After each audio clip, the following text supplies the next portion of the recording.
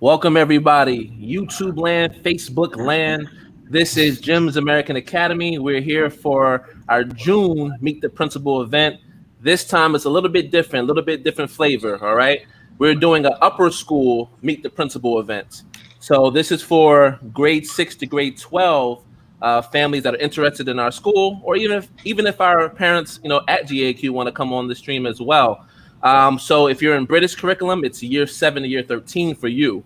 All right. So this is for upper school, meet the principal. And we also have invited one of our parents on the stream as well. So you can hear from her where she has, boys in both in lower school and also in upper school as well. Right. So she covers both the dynamics too.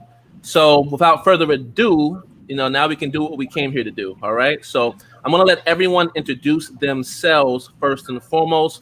Let's start with the chief of our school, the head of our school, Mr. Mark Lentz. I'll let him go ahead first, then we go to Mr. Gregory, and then to Miss Deanna after that. Oh, now Dina's having problems. Just me and you? Okay. All right, so Mark, do you want to start first? Yeah. Okay. Is Mark's frozen? Yeah, he might be frozen as well. Mr. Gregory, if you want I can see you, but I can't see anybody else. Okay. All right. Mark, if you want to just log off and come back in, not sure what's happening. But we'll go with Mr. Gregory first. Mr. Gregory, if you can introduce yourself. Hi, Eamonn Gregory. I'm the upper school principal, grade 6 through grade 12. I've been here for 6 years. I've done multiple different jobs. I started as a maths teacher. I became a maths and science department head then. Then I became a dean of students. Then I became assistant principal. Then I became acting principal, and then I became principal. So it's a lot of change in 6 years. My job seems to change every year, but I've been involved in everything that's sort of happened, all of the changes. Worked with parents, worked with teachers, and at admin to make sure that we continue to grow and improve the school. 6 years is still young enough, but we're still growing in some regards, but right now I think we have a really good school and we're really sort of competitive in the Doha market or Qatar market for offering an American curriculum. But yeah. All right. Thanks so much. I think we'll go back to Mr. Mark now. Let's see if he's able to hear us and speak. So Mr. Mark, can you go ahead and introduce yourself? Yeah, I can. You guys can see me and hear me now? Definitely. Yeah. All good. That's bizarre. My feed earlier was the new technology world we live in. My feed was fine, and all of you guys were frozen. So go figure. Go figure, right? It's the opposite, right? So, but anyway, here I am. So at least at the moment, you guys can hear me. As Justin said, Mark Lentz, head of school and CEO. Terminology is a little different sometimes in the American schools. Oftentimes in the international scene, they say principal, meaning the person in charge of the whole school. In American curriculum, frequently the principal is a person in charge of a division, like Mr. Gregory is in charge of the entire upper school. We have a new incoming lower school principal, Mr. Jordan Shear, who will be new to us next year, becomes highly recommended. We're excited to have him. And then I oversee the entire school from an academic standpoint, but also from the business management standpoint, although I am an educator by trade, not a businessman. And I was the director of the American International School in Egypt for 3 years before this, and not dissimilar to Mr. Gregory, did a lot of jobs along the way up there, was also assistant principal. And I've been here 4.5 years now, and I've loved it. And I have loved it a little less during COVID, I'm not gonna lie. So I am very hopeful that things are normal or as close to that as they can get when school opens up next year. Definitely. Thanks, Mark, for introducing yourself. And then definitely want to introduce Miss Deanna. It's very special to me. She's our Parent Association president here at the school. She's a representation of what a model parent would be at our school. So I want to introduce her and let her go ahead and introduce herself to the community. Hi, I'm Deanna Dake. I have 4 kids at GEMS, 2 in lower school and 2 in upper school. two of them have been at GEMS for 3 years, and the other two have been there for 5 years. And we like GEMS. We picked it. It was like the last option we had before leaving Qatar back to America because we couldn't find a school that fitted our kids for them, the best fit. But GEMS has been awesome. Yeah. Thanks, Deanna. Deanna, don't give him too much now. That's a question I have for you later. Your whole journey, you're giving him too much right now. You know what I mean? Yeah. But thank you for introducing. But no problem. I'm just joking. But thank you for introducing yourself as well. We're glad to have you on the stream as well. And I guess it's time for me to introduce myself. I do nothing here at the school. No, I'm joking. I do a little bit of some things at the school. All right. I'm the parent relations executive, or I handle marketing. I handle social media, do a little bit of communications as well, a little bit of PR. And I'm just your friendly customer service person at the school. So if you don't know where to go or you need a question answered about something, I'm your customer service wing, and I'll be able to resource you as best as I can. If I don't know it, I'll make sure you get put in good hands of someone who does know it, who can handle your situation. So that's a little bit of what I do here at the school as well. And I'm that person that sends you all these emails about Raptor reports and other things going on in the school. All right. So yeah, let's get into these questions, right? Because that's what everyone's here for, everyone, right? So the first question is really about our curriculum, because a lot of people have ideas about what an American curriculum is. Because in America, we don't call it American curriculum, but here that's what it's called. So let's take a second to really go into that. So the question is, what is the American curriculum, and how do we differ from a British or IB curriculum, which is most of what our parents are looking for, I believe? I can take that one. I am an American. You might have noticed from the accent. Grew up in the American school system, as Justin said. So America was actually historically the first country to mandate public schools. And so it is the oldest and longest standing public school system in the world. That said, because it's so old, and because at that time America was much more spread out and we didn't have all these fancy modern communications, each state developed its own school system. So it's not as easy to think about an American school system as one thing. About 15 years ago, they recognized the state to have the need to have some uniformity. So they created something called Common Core Curriculum, where they've aligned math and English, and all states now, almost, I think there's 2 holdout states, but I think 48 of the 50 states follow Common Core Curriculum. And then they've built in sort of supplementary science. We use next generation science standards, which is what most international schools use. And then we use something called C4 curriculum, which is out of New York State, which is the most common supplement for social studies. That's all the fancy lingo in terms of what American curriculum is, but I don't know that it necessarily cuts to the heart of your actual question. I think you're wondering more along the lines of what is it we're teaching, and how does what we teach differ. Both the IB and the British curriculum have a much more structured course curriculum, if you will, for what the teacher is going to teach in their actual class. American curriculum tends to give the teacher a little bit more leeway to focus on the areas that they feel are their strengths, and to tailor the program to its students. It is also, much like IB, a little bit more inquiry-driven and student-centered than the British curriculum, which is why sometimes parents tend to pick the American curriculum over a British curriculum, because there's the idea that it fosters more independent learning. I definitely believe that to be true. That said, I am American, and I'm obviously in charge of American schools, so I admit I'm a little biased. But that would be my main take. And then when you talk curriculum, we are also one of the only schools in the country to offer the full AP capstone project. We added our AP classes about, Eamonn, was our first AP class 4 years ago? No, No, because I've been teaching AP Calc for the last two, and Miss Daigle did it the year before. So 3 years we've been doing AP now. Yeah, I think 2018, 2019 school Yeah. year, I believe. Yep. So, and then some parents have asked, which might be another question in here. Sorry if I'm answering more than one question, Justin. It's okay. We'll ask, why did we choose AP over IB? And one of the ways we market ourselves is one of the few truly American schools in the country, which I think kind of goes back to what you were saying, Deanna.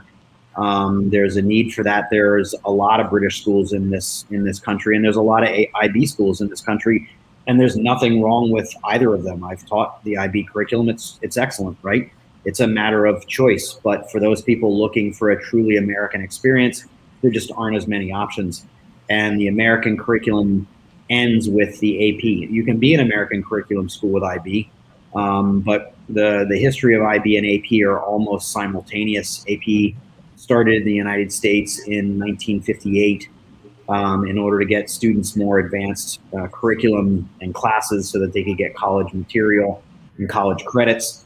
And IB came out 4 years later in Geneva, Switzerland for European schools to do essentially the same thing. And not dissimilar to Macs and PCs, there was a point where sort of they were very separate things. Now, again, much like a Mac and a PC, either curriculum can do exactly the same thing. It's a question of personal preference.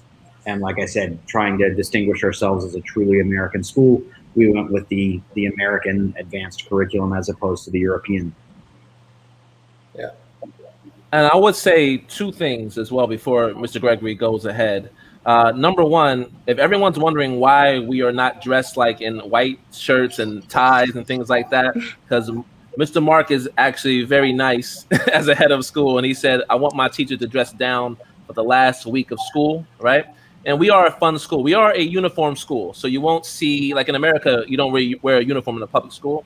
Or, so here you do. You will wear a uniform. But this is why we're a little bit more relaxed, because of Mr. Mark's generosity. All right. And then second thing, he's not as biased as he thinks because he also leads over the British school as well. So he's definitely going to give the British their just due just as much as the American. I just had to put that 2 cents in. Mr. Gregory, go right ahead. Take it away. Yeah, I think I've had some recent parent meetings with, some students who are currently in the British curriculum, and we were just talking about the difference. They're more in the higher end, like grade 11, year 12, and they were just wondering like what's the main difference. And I sort of said we do year-long credits, so you do it in sort of chunks and courses. While in the British curriculum, like the A levels, for example, covers 2 years of content, and then you have this high-end exam at the very end, and then that's your grade. While in the American curriculum, or in this school at least, we do continuous assessment throughout, so that you can build up to the final exam. And if you do poorly in the final exam, it's not your overall grade; it's added into the rest of the work that you do. And a lot of students like that because it goes against that sort of, like high-end stress exam, standardized exam at the end of a 2-year thing that sums up, because not all students do well on exams, and it's not really a fair or true assessment to them. So I'm a little non-biased, even though like the Irish curriculum is very similar to the British curriculum. I came up and you do 10th grade, 11th grade, and 12th grade in Ireland, and then you do a 6-hour exam at the end. And how you do on that 6-hour exam is how you do. So I've done both, and honestly, I would have loved to have done the American curriculum if I was younger. It's definitely less stressful in that regard, and it gives students every year a chance to show that they can do it. Because everybody has a bad year every now and then. And it shouldn't be, if it happens on your final year in the British curriculum, I'm sorry, but usually you don't do as well.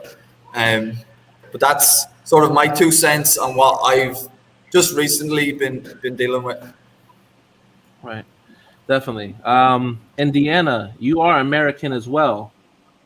And so you definitely know about the American curriculum. So I guess I would say for you, what is it that's different here in our school versus how maybe it is in America? Maybe you can give that perspective.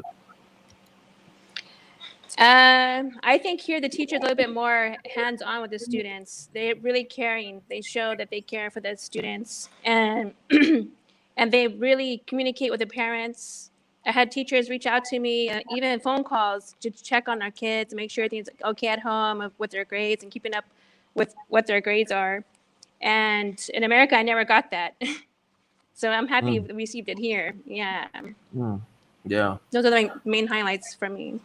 Okay, good. Definitely. I didn't want to leave you out in that question, you know. You're American as well. You definitely know what the curriculum is about. So let's move on to our second question.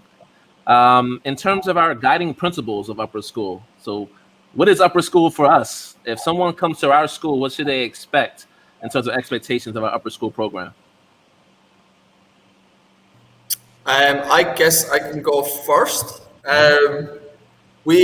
It changes. It sort of gradually changed since we sort of started. I think we started a new school, and as with many new schools, it's sort of like trying to establish what type of culture and community you already have and building on. Tenacity, I think this year has been the key core value. It's one of our core values that we focused on. We definitely needed tenacity to get through this year with all of the changes and sort of going through it. But I think the main thing that we're focusing on at the moment is sort of moving it towards a college preparatory, school where university and college is the goal. And the conversation I think in previous years was always, oh, am I able to take an AP? Am I at that level? And we sort of want to shift the conversation now to what AP are you going to take, which we can talk about AP later, which is the advanced placement courses. But our goal is to start having our students all picking one advanced placement course and then really getting onto that and challenging themselves, because that's where the real learning happens. You don't have to take an AP course and you don't get that perfect score on it. It's okay, because what colleges and universities are looking for now are the students who are trying, the students who are like, I want that challenge, and they're going for it. And that's sort of where we're going and the direction we're going at the moment. And I'm really excited about it. Next year, we're going to offer 19 advanced placement courses, which is one of the most in the country. And it's a very rigorous sort of AP program. And we're really proud of that. And as Mark sort of hinted to last year, or at the beginning, was the AP capstone diploma. This next year will be the first year we might have a student get the AP capstone diploma.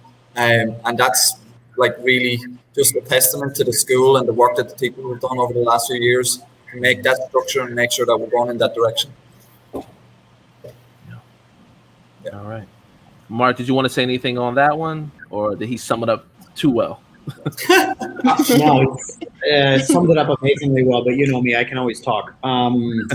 So, it's funny, corporate ask, Justin, I don't think I mentioned this one, but corporate's always looking to do another next piece, and one of the things they ask about is a student that you would, you'd want to set up it as an example. And I haven't asked this student's permission, so I won't mention it, but I had one of our rising 12th graders, so currently in 11th grade, reach out and ask Mr. Lentz, hey, would you be willing to write me a letter of recommendation for college?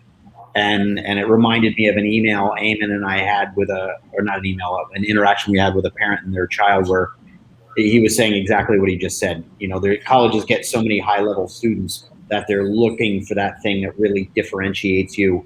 And then I sort of cheekily added in, I'm like, yeah, but he said that if there's a 4.0 student with nothing else that rounds them out, and a 3.5 student with lots of things that round them out, they'll go with that. But if there's a 4.0 student with lots of things that round them out, they're still gonna, so it's better to have the whole package. But this student is one that everybody, I think, will know. If I'm guessing Mr. Gregory, or maybe even you, Justin, will be able to guess their name.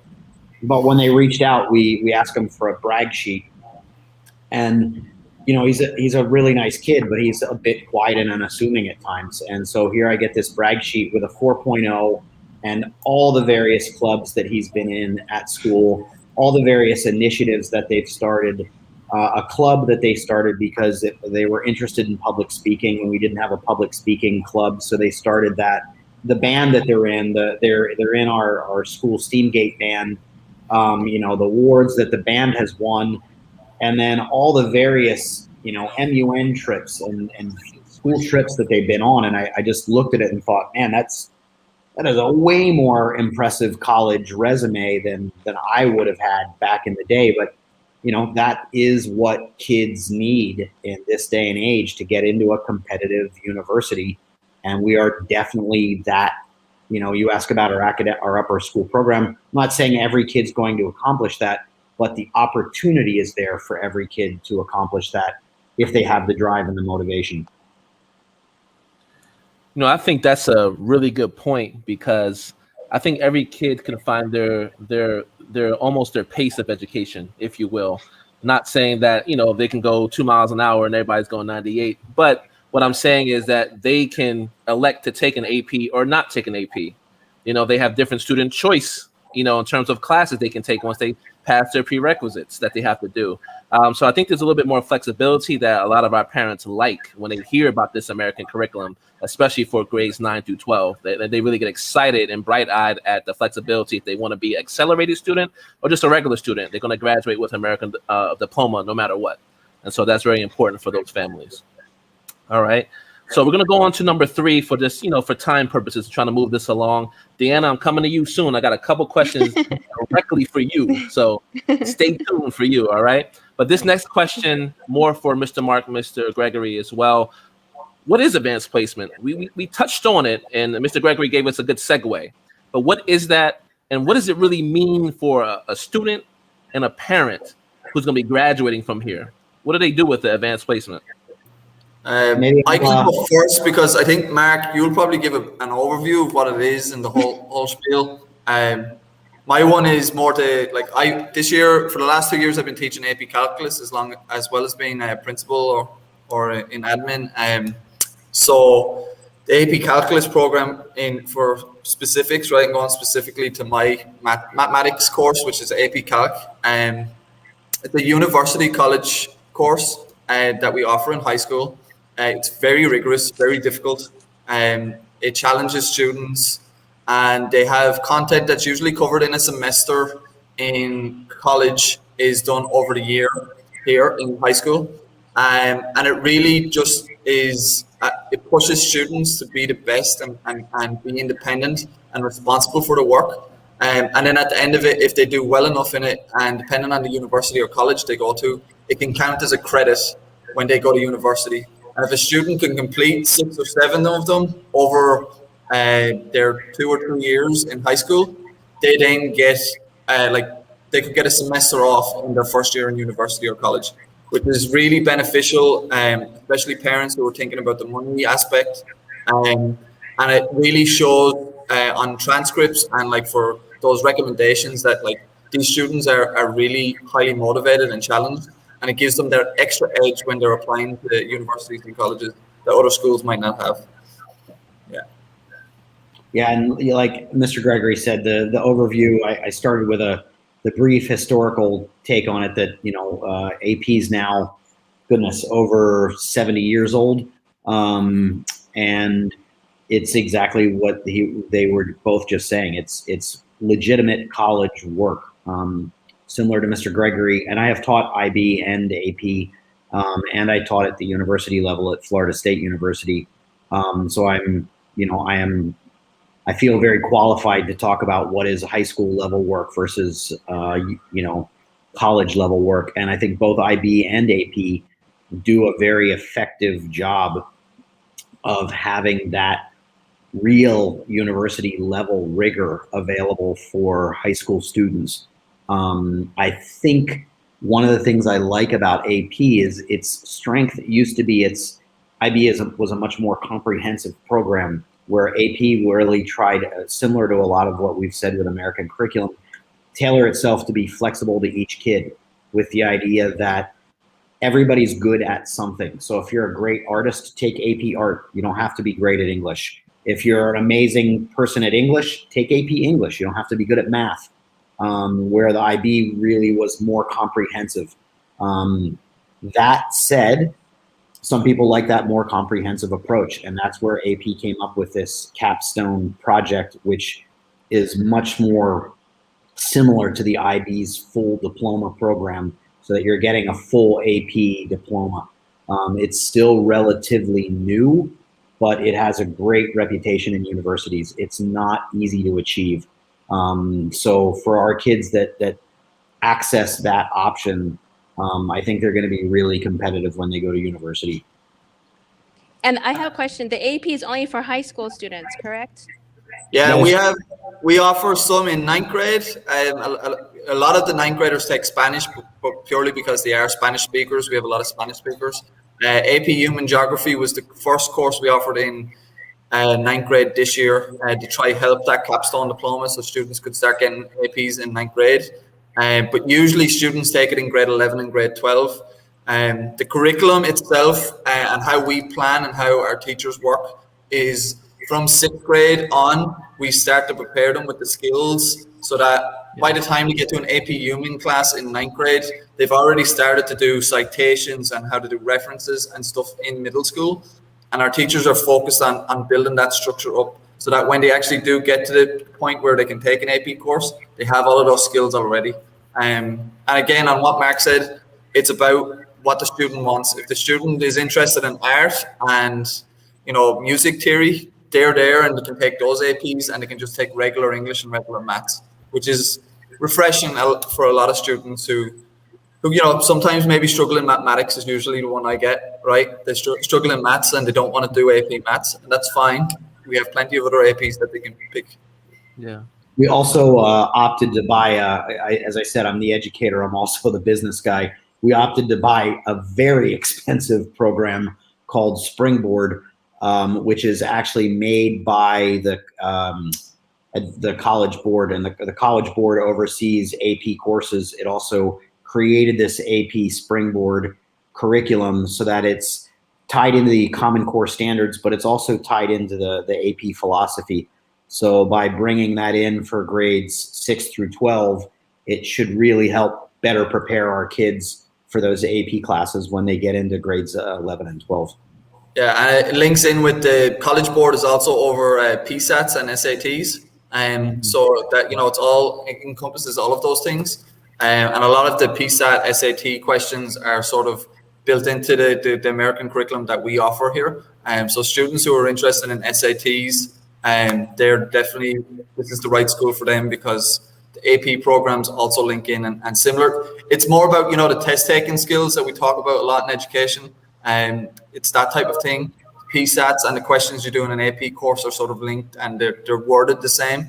And it just gives students a better advantage when they're doing those sort of tests. Yeah, this is good information. I feel like the movie Gladiator, when he said, "Are you not entertained?" Like this is a lot of information, everybody. Like hopefully you're entertained with this amount of information. All right. But moving on. So Deanna, I told you I'm coming back to you. Yeah. This is your time to shine. The next two questions are for you. Okay. So I want to let people know from a parent perspective. And like I said, you're one of our model parents. So here's a question for you. So what was your journey to our school from a previous school? We don't need the name of the previous school, but what was the journey like? What made you enroll? And you've been here for a while. So what kept your children in this school? Well, we've been in Qatar since 2002. So my kids have been in a couple of schools in Qatar, but they just never seemed to fit for them the education. Because like for one instance, one of my children, they were kept advancing. They kept finishing their work early, and the teacher kept giving him worksheets. And like she didn't know what to do with him because she said he always finished ahead of time, and all the other kids were learning. And so she felt sad for him, and so she's like, I have nothing else I can offer him. So we went back to America for school, and then we stayed there for a while. And then we came back to Qatar because my husband lives here, and so we tried a different school, and then just the kids didn't fit there, and so we just moved around a couple of schools, and finally, GEMS was our last option. So we came to GEMS a couple of times. We toured the school, and then we picked a different school. We stayed there for a little bit, but then we came back to GEMS, and it's been amazing. The kids have been really thriving. They're really actually learning compared to some of the other schools they were at. And I really like how GEMS has been with my kids over the years. Really motivating them and educating them and just really caring about their education. Yeah. Well, nice words, really, really powerful words. And you can attest and tell people I didn't pay you to say those things, right? No. You just came up on here and said it I feel yourself. like I'm getting emotional about All it. right. Yeah. Definitely. Well, we appreciate that. How did you find this? Did you come to like a spring festival that we had, or did you pass by the school? Like, did you see it online? Website. Yes, website. So I was searching for schools nearby our home.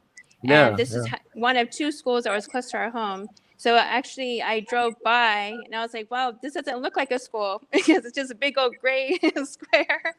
And I was like, wow, it is a school. And so we went there, and that's what we kind of felt intimidated the first time we went. It was so huge when you walk in. But the people are so amazing. They're so friendly. They say hi to you right away when you enter. And that what kind of threw me off. I think it was more me than my kids. Was like, wow, I didn't believe the older kids and the younger kids would mix. But no, that wasn't the case. They don't mix. The upper kids have their own section. The lower kids have their own section. And so that was happy. I liked that also about the school, that they're in different locations. They're not mixing between each other. So that was one thing. Yeah. Okay. That's good. This is good. I'm glad you didn't spill the beans too much early on. You know, I love to hear your journey, because it's really an interesting journey. Because you said you were so close to go back to the U.S. because you're just running out of options. So, you know, I remember talking to you about that years ago. So I'm glad you're still in our school. Appreciate that. I have another question for you. You're not off the hook yet. I got another question for you directly from you. Okay, only tailored for you. So you know that coronavirus has impacted everyone, teachers, you know, admin, you know, yourself as parents, the students. So my question to you is, like, you know, we went through blended model. We had an online model. From your perspective, how do we do? Give us the real honest truth. How do we do? No, it was like easy transition. Like it was something that happened like overnight, but it was just so organized. It was so well put together. This, you know, like transitioning. It was the kids, though, I think, had more of a problem transitioning into online because that's, I'm sure. Yes. Yeah. But I think the teachers did really well, you know, getting online and getting the kids on there. It's just the parents having now to get the kids to sit during the classes online. I know I had my own struggles at home with my kids, getting them up and being in front of the computer. And I feel it's so much better for them to be in person at school compared to being online. My kids do a lot better learning when they're in school. Yeah. Definitely. That's I think next year there's going to be a lot of empathy for teachers, because I think a lot of parents had to witness the struggle that we sometimes go through this year. So, but we also, every teacher is like, can't wait to have the kids back on campus. So you know, you can really see the difference. Yeah. You know, I would like to think that, you know, if we did a good job, you know, I know that you said that, Deanna, and we appreciate those words. I know some parents have come to our school. They saw our article and some of the newspapers, local newspapers, about our blended learning and how well we did. You know, alhamdulillah. But like, I feel like a lot of it is like, I can't wait till we get to real learning, like where we're actually back in school. Because if we did okay online and we did okay blended, I can just imagine what we can do if we all come back 100% like we were before. You know, we're really going to knock it out the park. And to be honest, you know, all of us I'm speaking for on this panel here, we miss the parents in the school. It's weird. We miss being there too. Yeah. It's super weird not having parents in there. The buzz is different. The cafe hasn't been open. I don't see parents, you know, drinking lattes and stuff. You know, this is weird. Like coming to the office and talking for a little bit. So we just wish that it comes back full force. But we appreciate those words, Deanna, in terms of our program. Justin, can I jump in on that one? It's of course you can. Deanna, you know, I am also a parent at this school, right? So I'm lucky enough to have an amazing little knucklehead in second grade and a beautiful teenage girl in grade 8. And, you know, we talk a lot about loss of learning or loss of learning opportunities and things related to COVID. And I think it's easy for people to forget the different things that they've learned. So kids may have had to approach English a little differently or math a little differently. They might be a teensy bit behind where they would normally be at in our curriculum, but the independent skills that they've learned by being at home alone, the technological skills they've learned, and it's just a funny story I hope I can share, but last night my wife and I are trying to relax and watch TV, and my son, who's only 8, comes running up and says, "Mom, Dad, I'm in a Zoom meeting with some of my friends, and we're trying to play a game, and it's an app that I don't have, and I need your permission to download the app." And I'm like, "What?" So I'm like, "What game is it?" And he shows me the game. I'm like, "Yeah, it's cool. Go ahead and download it." So then he comes back like a minute later. He's like, "Hey, Dad, it says that I don't have enough memory. And so what I need to do is either delete some pictures or some of my other apps. Can I go ahead and do that so that I'll have enough memory space to download this app?" And I'm like, yeah, that's fine, right? But I mean, a year ago, pre-COVID, he didn't know what Zoom was. He didn't know how to download a game by himself. He didn't know that you need to clear your memory cache. Like, I mean, these are skills that were reserved for high school kids 2 years ago. Right now, I got a second grader who's probably better at it than I am. It's a different learning that occurred, but I think that's the world they're going to move into. This online learning has changed education permanently. There's just no way around it. They need those independent skills, and they're going to need to continue to have some sort of virtual, maybe not all virtual learning skills, but I mean, look at what we're able to do. We didn't have these sort of virtual events for parents 2 years ago. Yeah, true. That's the world that they will be living in and working in as they grow up. They'll be having meetings with their boss in Tokyo when they're living in Washington, D.C., and they'll be meeting a client in Germany, and that's just how it's going to be for them. Right. It's funny that like I worked in America when I got out of college. I don't want to date myself here, but I'm going to. Back in 2006, I was working at a virtual charter school in Pennsylvania. So it was already virtual way back then. So I'm used to this, all these rooms and breakout rooms and things like that, but not when it's mandatory. I'm not used to that.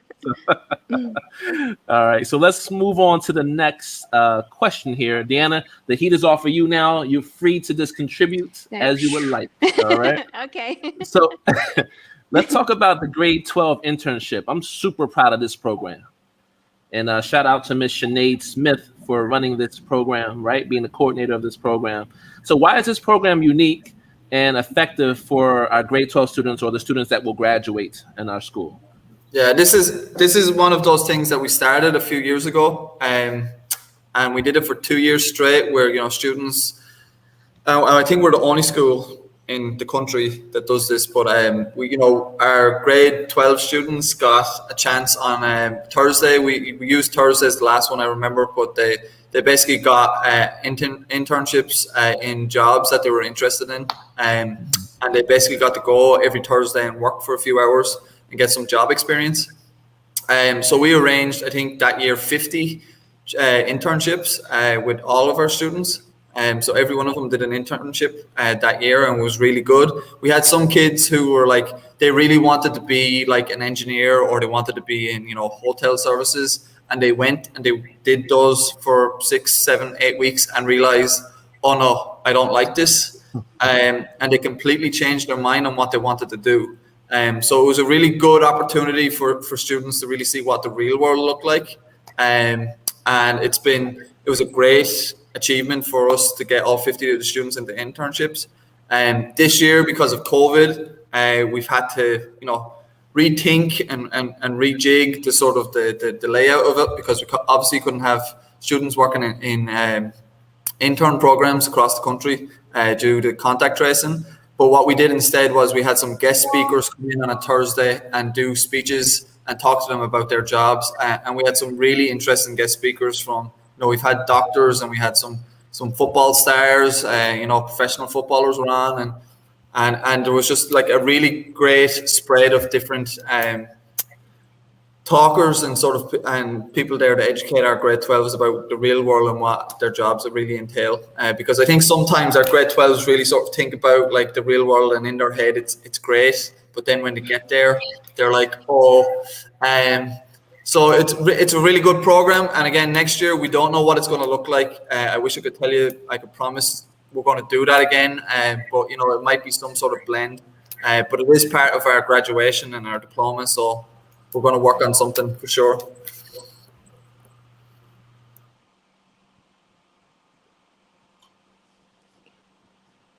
You're muted, Justin. Oh, yes. I was going to say, do you have anything to say about that as well, or you can move on? No, I think he summed it up really well. But you know, like you said, it's something we're proud of, and it's great for the kids. Yeah, definitely. I've never heard any school doing this in Qatar, so I'm really proud of how we are doing it, and the kids love it. So they love making those presentations about what they've learned. So it's good. I think their parents like it also, that their kids have the chance to do There you go. internships. See, like, don't listen to me. Yeah. A parent is telling you already. Don't listen to me, all right? But definitely, I'm glad that we're doing it as well. So let's look at this. Speaking of positive, right? Let's go on to the next question here. We are also developing a positive reputation for our university admissions process, right? And this is more about preparation, right, in terms of getting the kids to university. So what is our process to prepare parents and students for college and university? And so, Mark, I'll go to you since Mr. Eamonn is not here at this moment. So. Yeah, no, it's totally fine. Luckily, I'm prepared to answer that. I think that's, I don't want to say it's the most important thing we do, but honestly, most parents who are putting their kid in a school like ours, where they're paying fees for their kid's education, they've got a long-term goal of hoping to get that kid in a good quality university. I'm not saying it's impossible that there's a parent who's got their kids here who doesn't want their kid to go to university. That's possible, but I would assume the vast majority of our parents, that's what they're looking for. Is my kid going to get into a good university? And there's lots of good quality schools out there all over the world, and some good quality competitors here in Qatar, where you could also get a good education. But the way your child's going to get into a good quality university is in part due to their grades. But as Mr. Gregory mentioned, it's also going to be in part due to teacher recommendations and having those close personal relationships with teachers who can really write something true and impressive about them. The work that they're going to do in clubs, and I think we've talked again around all those things and how we have all those opportunities here. But how do we then support them? Because having all those things, you've still got to apply, and you've still got to apply at the right times and in the right manner that the university is going to look at your application. I read a statistic the other day that I think it said 7 seconds that the average time a university registrar looks at a college application. So you got a 7-second window to find something in that application about your kid that makes them go, let me look into this for an extra 2 minutes in order to get accepted. Or are you just another one that they've tossed aside? And so we put a lot of time and energy into making sure that the kids are getting that support. Like I said, we've already got 11th graders reaching out to teachers now, as opposed to, and I've worked at schools, really good schools, where we sort of give the kids the basics. Here's your college deadlines. Here's what you need to do. Here's the forms you need to fill out. But is that really the time we want to stop holding their hand at all, right? And just let them do it on their own? Or do we really want to make sure we knock this one out of the park for our kids and our parents and our families? So yeah, our counselor meets with them all the time. Next year, we've actually set up something where they'll meet in small groups every week. So each 12th grade student is going to meet with a college counselor in a small group once a week, even if it's for 5-10 minutes, just to check up on that. Which teachers have given you your letters of reference? Where are they? Hey, Justin, you're missing one here. Or, hey, you said it's submitted, but I can see on the online application for X college that it's not in there. Mm-hmm. Just really following up on those kinds of things, walking them through how to write their college essay. They have to submit their college essay to one of our teachers to be sort of, we're not allowed to make any changes. That's cheating, right? But to make sure that they're on the right track, just really making sure that we're there to help. Sorry, go ahead, Deanna. Yes, yeah. Like one thing I liked was Miss Roya sending emails out all the time with them. Yeah, she's really involved with them. Yeah. Yeah. Yes. Definitely. Yeah. I would say, two things.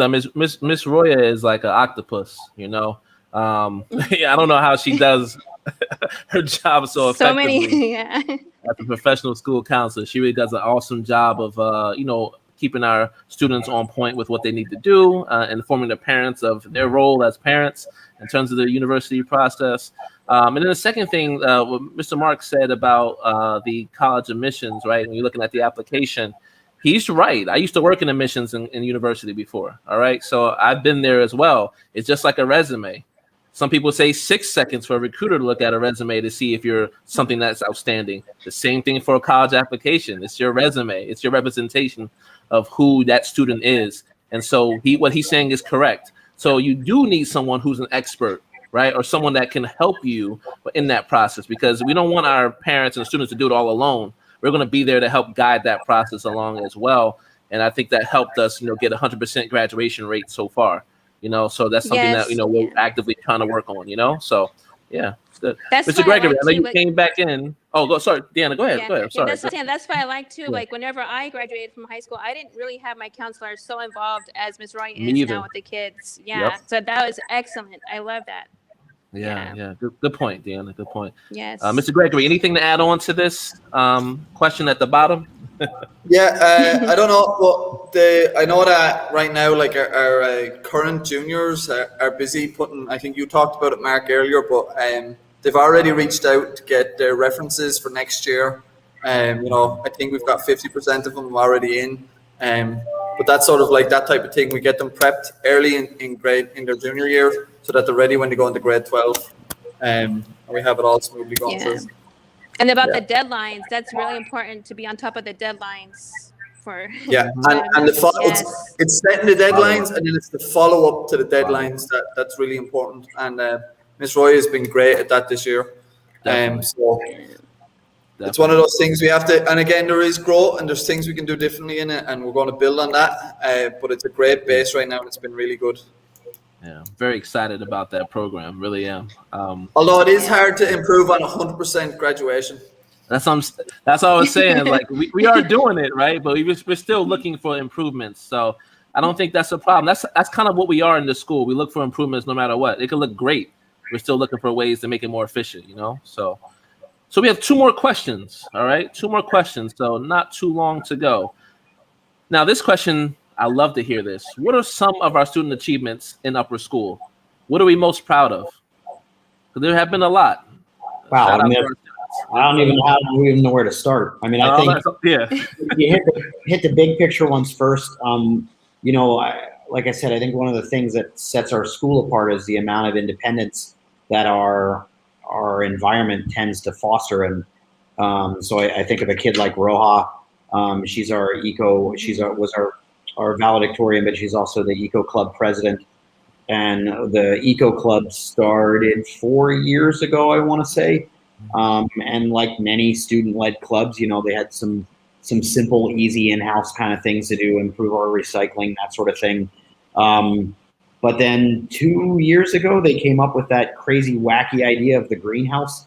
We're the only school in Qatar that has a fully self-sustaining greenhouse that creates like its own ecosystem. It's got plants that eat the fish food, and then the plants are fertilized by the fish poop, and there's tubes and everything. And then you can eat the fish and you can eat the plants, and the kids take care of all of that stuff. And they've made it a K through 12 thing. You'll see the middle school kids in there, the elementary school kids in there. And then they've built on that, and they grow so many products that they sell the vegetables and plants that they make, and they use that to buy fresh water for was it Zambia? I'm sorry, I blanked on. Eswatini. It's a small African country in southern Africa. Eswatini. Yep. Yeah.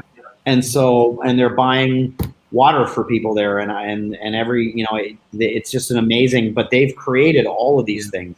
This is all student. They have a faculty sponsor, but it's all student-led and student-driven, and it's by no means the only club that's accomplishing amazing things because of student-led initiatives. Right. It's a good one. Also, the student-led store and the newspaper. Also. Oh yeah. Yeah. They even have an app for the newspaper store. They do. Full-fledged. Yeah. That's true. Mr. Gregory, we took over the medical conference. We had our own. Yes, I was we had gonna our say own Quinnicon conference, which was an economics conference where they had 6 other schools attend, and they had Mr. Q attend as their speaker, right? And I mean, again, all this stuff's being done by our students outside of class. We're not standing there, holding the whip. Instead. Right. I think sometimes when I go on tours too, there's a lot of stories behind what we see in our school. Even like the pond and things like that. Lower school kids love that pond. They wanted a pond. They wanted something that was like their own little ecosystem. You look at the CrossFit room that we have. The kids wanted a room where they can get busy and work on their body and the composition and endurance and things like that. They spoke out about that, and we made it happen and integrated in our curriculum, right? So there's a lot of different stories behind what we do in the school, and I know that I'm the parent advocate, for the school, but the students have a large voice even outside of student council. And that's what I love about this school as well, because students can chart their own path, and we'll just be the supervisor or facilitator, right? They're really running it. That's really what it's about here. So and I want to throw in our spring fair. Our spring fair led by the Parent Association. That's a big event also. Shout out to our Parent Association. Yeah. Shout them out. The kids really love that. I know. Yeah. And they're big volunteers in that as well. Yes. Yeah, we get them involved too. Of course. Yeah. Even the new is something as silly as the parent drop-off area, which we used to have a massive problem with traffic in. If people are here listening that were here a few years ago, and I spent literally hours talking to, I was kind of embarrassed because I think I'm a pretty educated individual, and I spent hours and hours working with the bus transportation people and redesigned the whole thing. And about 2 days into it, was trying to work out some kinks, and it was one of our students who was in 8th grade who came up and said, Mr. Lentz, it's a cool idea that you had, but if you just switched this and this, it would change everything. And I sort of looked and went, oh man, you're right? But that's the kind of school we are. The kids can come up to the head of school and talk to him about, or their upper school principal anytime about any idea that they have. And I don't know that you get that in a lot of schools. That's one thing I like about you, Mr. Lentz, that you were out there. You make yourself presentable to everybody. You always get high fives. He has these little podiums all around school. He'll pull up on his laptop. You can just say hello to him. You can be a student, everybody. That's what I love, because I know in America, I worked in a lot of schools, higher education, also K-12. I'm telling you, there's a lot of principal keyboard warriors who just sit behind a keyboard and get busy on reports and memos and won't see a thing. But I could tell you, Mr. Gregory sees it. Miss Justine sees everything. Mr. Mark sees everything, because they're always out and about. You never know when they're going to pull up on you in their classroom, right? They're always out and about. That's what I like about it as well. But not to heap too much praise, because you might think I'm biased, but I'm just telling you how it is. All right. So one last question, right, to kind of end everything out. What's advice to any parent that's on here today that's thinking about coming to the school or just coming on in, checking it out? What's the difference? What would you say for them to transition from their curriculum to our school? Because we have a lot of people who transition from IB, from Indian CBSE, from Canadian, from British. What's the piece of advice you would give to them?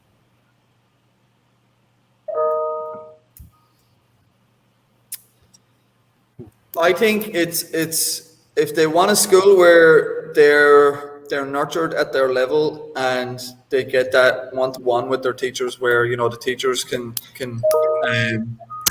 again, it goes back on what like Mark was saying, which is like, if they have an idea or if they want to nurture an idea, they can bring it forward. And we're not a massive school yet. We're upper school is probably around 500 students, and 6 through 12 altogether. And so there is plenty of opportunity for those ideas and sort of independence. We had, I'm looping into the last question to sort of answer this question, but it's like, the uniform, for example, it's one, right? The students don't particularly like the uniform, right? They don't want to wear the uniform. But one of the things that we did to promote and make sure that, we're giving them an option was if they wanted to be part of these different clubs, like the psychology club, or if they wanted to be part of the med conference club, or if they want to be, our seniors have their senior jackets. We also have our students who do well academically. They got to get jumpers with our GEMS logo and their name and what the club is, and they love wearing that stuff. So it's like those little things is what really makes the difference here, and what makes us like a really positive community and culture.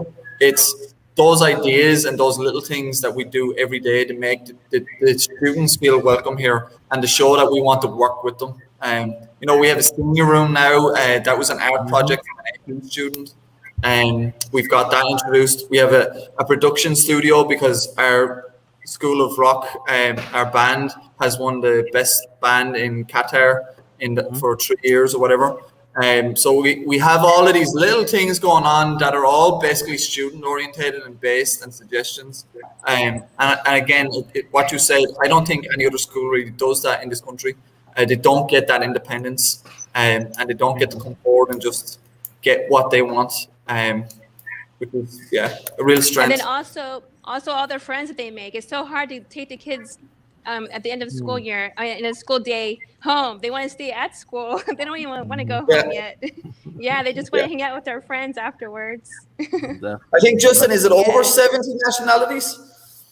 We have 78, I believe, my friend. We're nearly halfway to representing the whole world. I know. I tell parents all the time when they come in, I'm like, you see these flags right here?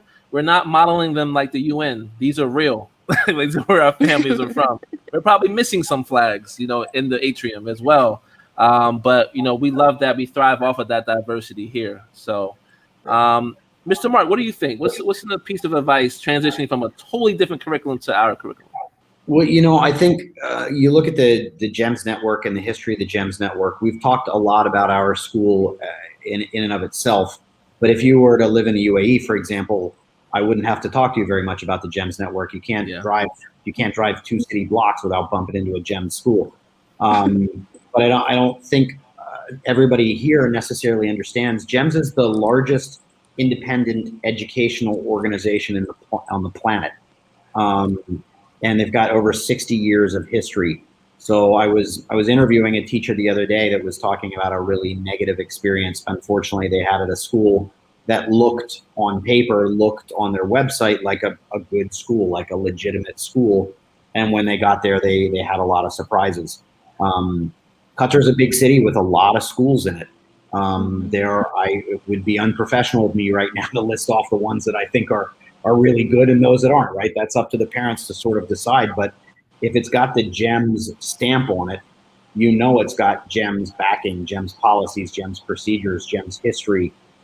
We didn't have to figure everything else out on our own. DAA, our sister school, is the flagship school in the GEMS network, and it's 28 years old with over 3,000 students.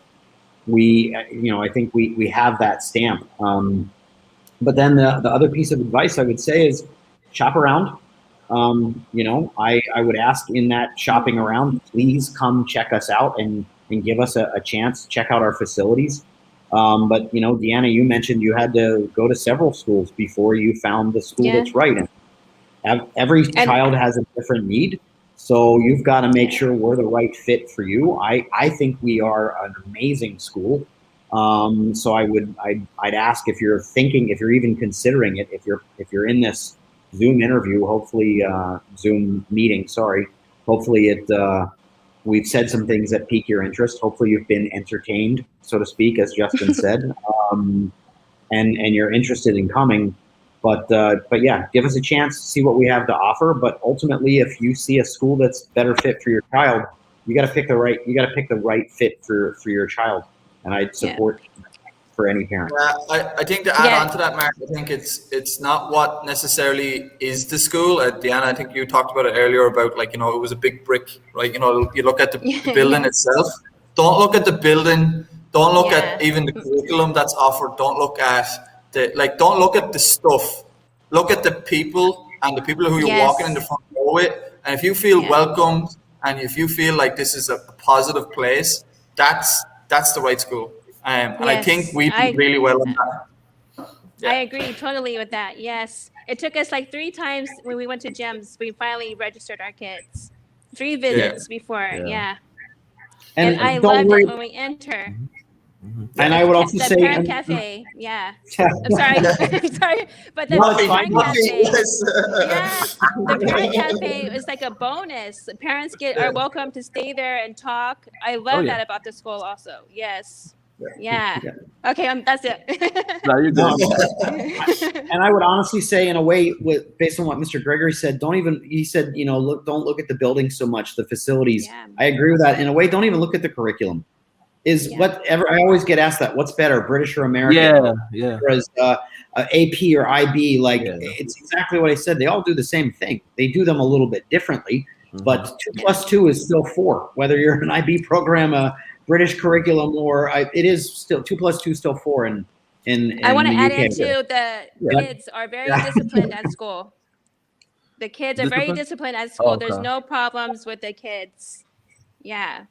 That's one thing that was very, yes.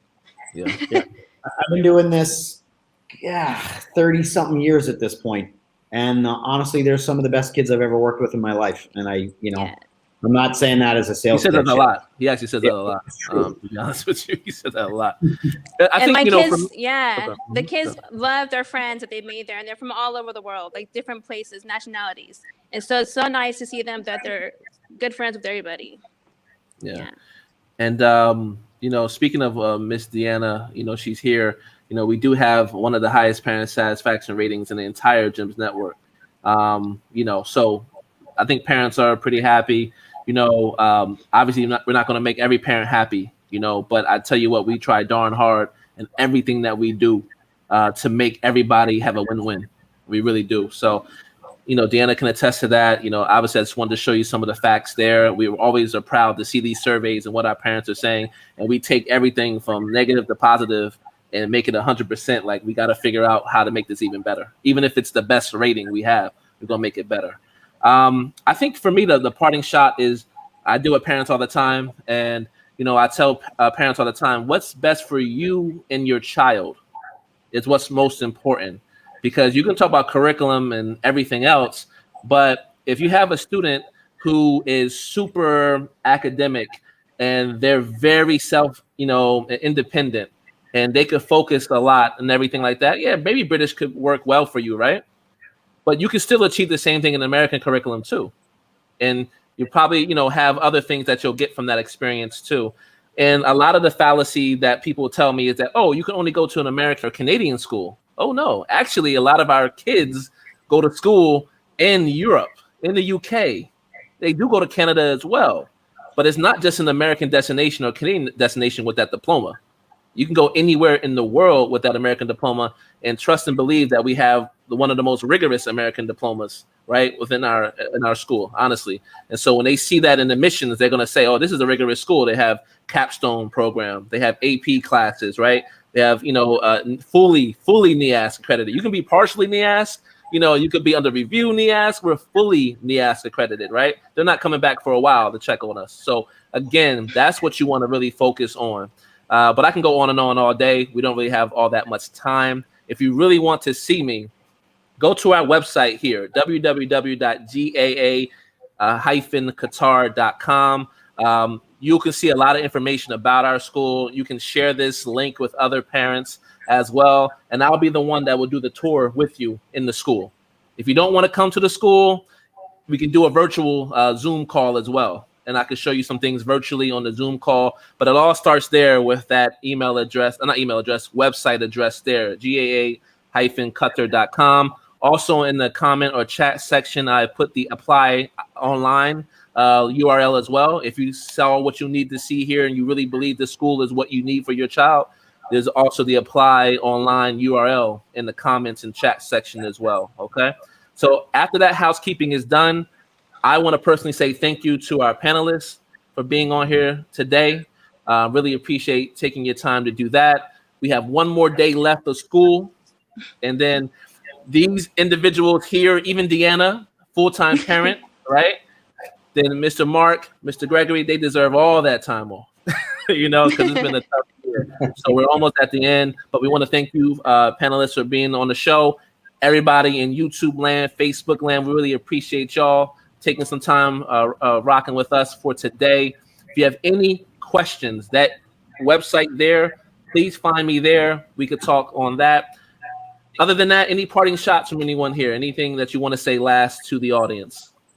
I do have one thing that if you ever need to reach out to everybody, teachers, administrators, anybody, they respond pretty fast to your emails. Just let people know that. Yes. Yeah. And if they don't respond to your emails, then they come see me, and I'll make sure they respond to your email. All right? That's how it works. All right? Yeah. But listen, we're not going to take too much of y'all time. Thank you so much, everybody. All right? Thank you. Have a great Wednesday, even a better weekend, okay? Salute Thank to y'all. you. Have a Thank good you, one. Diana, as well. Yeah, Deanna, thank you so much for coming on with us. Diana. Bye.